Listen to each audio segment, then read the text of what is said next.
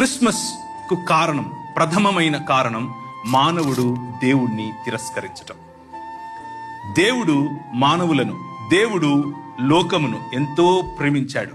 కానీ దానికి బదులుగా మనం ఆయనకు తిరస్కరణను ఇచ్చాం. ఆయన పూదండను వేశాడు, మనం ఆయనకు బూడిద చూపించాం. మనతో కలిసి ఉండటానికి ఆయన సంతోషపడ్డాడు, మనం దుఃఖాన్ని ఎన్నుకున్నాం. మనతో కలిసి మన స్తుతులను ఆయన అందుకోవాలనుకున్నాడు, మనం స్వయం స్తుతిలో ఆయనను దూషించటం మొదలు పెట్టాం. దానినే పాపం అని పిలుస్తారు.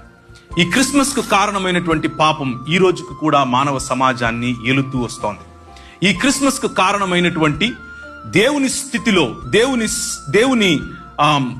దేవుడు ఉండాల్సినటువంటి ప్రదేశంలో మానవుడు స్వయంగా తన కల్పితాన్ని మానవుణ్ణే ఉంచుకోవటం కారణం చేత ఈ క్రిస్మస్ అన్నటువంటి సందర్భానికి, ఈ క్రిస్మస్ అన్నటువంటి సుదినానికి ప్రభువు తెరలేపాడు.